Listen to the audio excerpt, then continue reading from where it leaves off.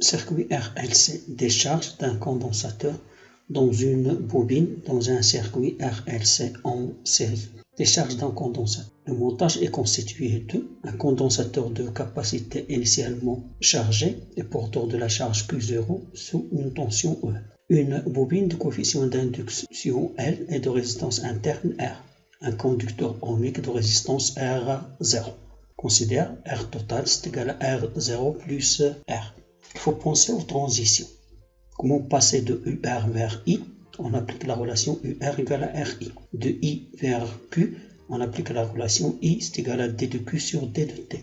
De Q vers UC, on applique la relation Q c'est égal à C fois UC. Et de I vers UL, on applique la relation UL c'est égal à RI plus L D de I sur D de T. Juste un petit rappel, Q c'est égal à C fois UC.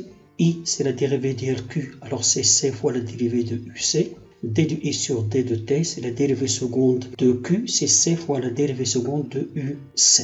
Équation différentielle. On applique la loi d'additivité de tension, UR plus UC plus UL égale à 0, plus les transitions. UR c'est égal à RI, c'est égal à RD de Q sur D de T, c'est égal à RC D de UC sur D de T. Et UL c'est égal à RI plus L D de I sur D de T. On remplace, on aboutit à l'équation différentielle suivante. Si la variable est UC, alors RI plus UC plus RI plus L D de I sur D de T égale à 0. Je peux mettre I en facteur, c'est R plus R fois I plus UC plus LC D de I sur D de T égale à 0. Et l'expression finale, ça devient R total fois C fois D de UC sur D de T plus UC plus LC D carré UC sur D T au carré égale à 0. On dit qu'il y a l'équation différentielle. Sinon, on divise l'ensemble par LC et on aboutira en fin de compte à la dérivée seconde de UC plus RT sur LT de UC sur D de T plus 1 sur LC UC égale à 0.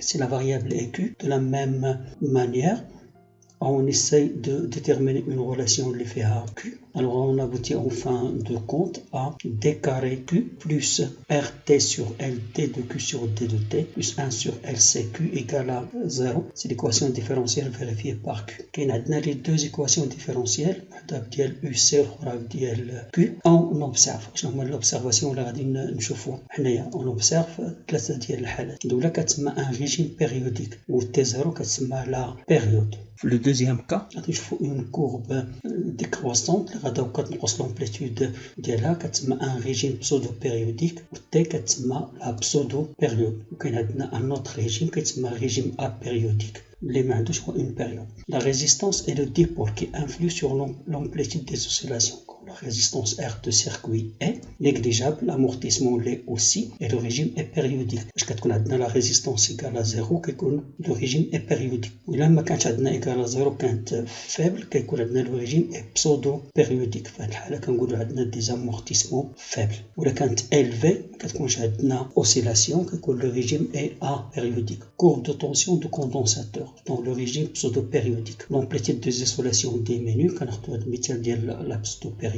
شنو هو السبب؟ لا كوز l'existence d'une résistance. Il a une résistance, il a une courbe بحال هذه. L'explication, عندنا une perte, عندنا une dissipation de l'énergie emmagasinée dans le condensateur par effet. شغل عندنا تبدد طاقة ضياع طاقة والسبب هو تواجد مقاومة. L'amortissement est d'autant plus important. L'amortissement est d'autant plus important que la résistance est élevée. قد ما المقاومة كتكون كبيرة قد ما ظاهرة الخمود كتكون حتى هي مهمة بزاف. Un circuit électrique RL s'est réalisé avec un condensateur chargé et le siège d'oscillation électrique libre amorti.